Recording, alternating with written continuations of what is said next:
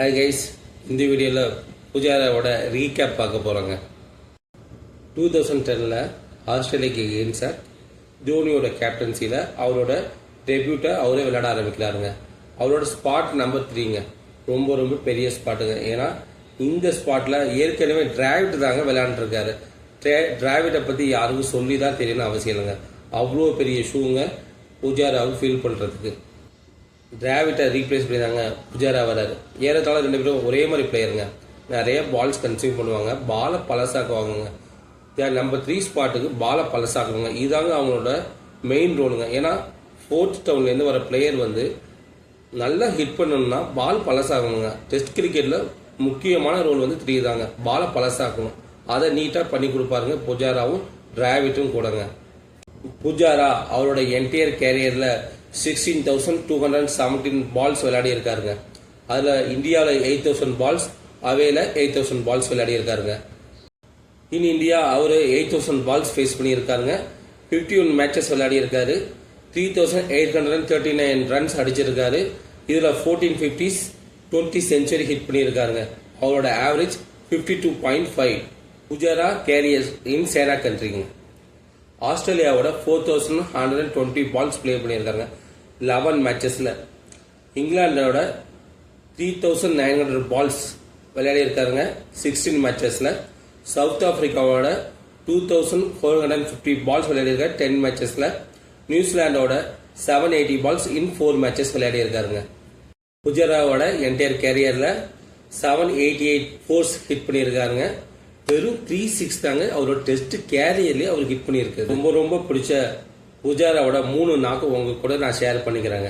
கேபா test 52 ரன்னுங்க, 211 பால். ஒரு side pillar மாதிரி நின்று இந்தியாவுக்காக அந்த டெஸ்ட்டை அவர் வின் பண்ணி கொடுத்துருப்பாருங்க.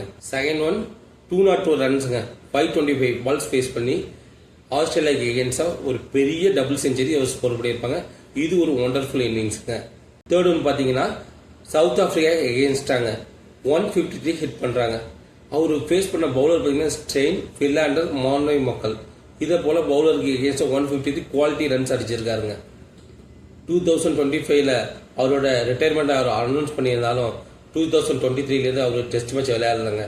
அவருக்கு பதிலாக கில் அவரை ரீப்ளேஸ் பண்ணாருங்க. ஆனால் 2023 2025 2 வருஷம் முடிஞ்சிட்டுங்க. இந்தியாவில் 3rd ஸ்பாட்டை ஃபில் பண்ணவே முடியலங்க.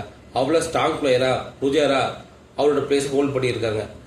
லாஸ்ட் இங்கிலாந்து சீரீஸில் கூட புஜாரா நான் விளையாடுறதுக்கு ரெடின்னு சொல்லிட்டு ஓப்பன் ஸ்டேட்மெண்ட் கொடுத்துருந்தாங்க. பட் செலக்டர் அவரை செலக்ட் பண்ணாங்க. அவருக்கு பதிலாக கருண் நாயர், சாய் சுதர்சன் 2 பிளேயரை செலக்ட் பண்ணியிருந்தாங்க.